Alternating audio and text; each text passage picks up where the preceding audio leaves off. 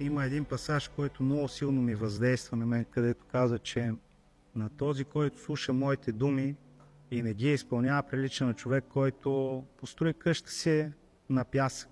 И дойдоха водите, дойдеха ветровете и къщата падна. И на този, който слуша думите на Исус и ги изпълнява, казва, че го прилича на човек, който построи къща си на канара. И дойдоха бурите, ветровете, водите, но тая къща, устоя. И аз си казах, моят живот много пъти е бил разрушаван. Не искам поредната разруха, не искам да живея се разбит на парчета и да се пробвам сега пак наново да построя, пак да падне. Искам този път нещо стабилно, нещо истинско, нещо здраво, което и да идват проблеми, и да идват трудни обстоятелства, и да идват неразрешими ситуации. Аз чрез това нещо да устоявам. И точно това беше думите на Исус. Да ги приемам, да ги живея, да ги изпълнявам, че е за мен. Няма да забравя никога момента, в който аз наистина извиках от цялото сърце и предадах живота си. Беше една вечер на едно събрание и там аз плаках пред Господа и казах, Господи, не издържам повече, не искам да живея по този начин. Съжалявам за всяко едно нещо, което съм извършил, че съм те наранявал. Моля те, отнеми този товар от мене, това бреме, не искам да живея вече така. Искам да живея по чист и прост начин, искам да живея в нещата, които ти си оставил като пример. Искам да живея живота, който ти имаш за мен. И аз не знам, това беше нещо сърцесъкрушаващо, когато аз се предадах напълно, когато вече не правих планове, какво ще правя, когато си тръгвам от този център или какво ще направя или как ще го направя. Просто наистина предадах всичко в Божиите ръце. И мина тази вечер, на момента усетих как се сне всеки товар, всяко бреме и на следващата сутрин аз станах различен човек, с радост, с желание за живот, с любов.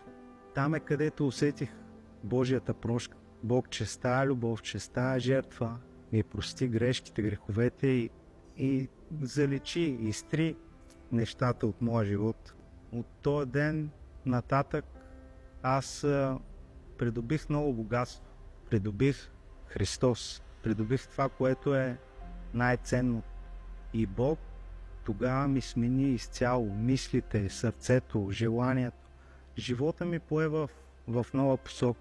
Изобщо не съм имал желание да се връщам в стария живот. Смени ми ценностната система. Ако преди за мен ценния бях аз, ценното беше дрогата, тогава ценно за мен стана Христос и ми даде ново сърце, нов ум и нова ценностна система. Няма да забравя, че вече не гледах на греха по този начин, по който гледах преди.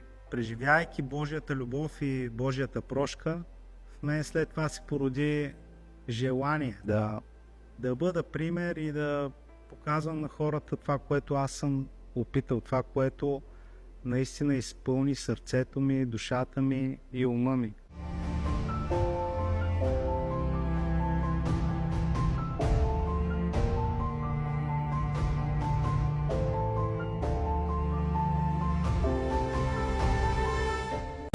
Исус възкръсна от смъртта, вярваш ли го ти това?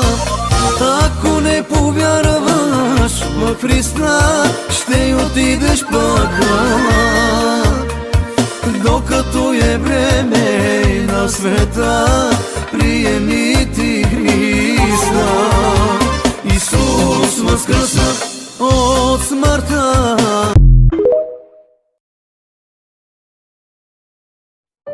Татко, благодаря ти.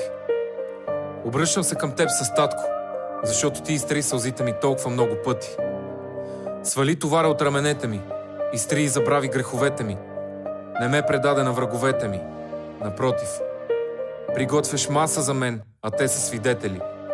И си сложил преливаща чаша в ръцете ми.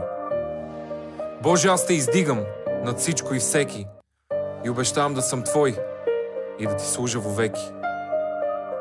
Благослови труда ни, дай голямо разстояние на гласа ми, нека достига махали и зали, гладни и тези добре яли, земи чужди далечни, в които също има страдания безконечни. Мисли през ума ми, говори през устата ми, не позволявай на дявола да се меси в делата ми. Покайвам се, Боже, прости греховете ми, пази сърцето и умножи плодовете ми. В името на Исус. Амин.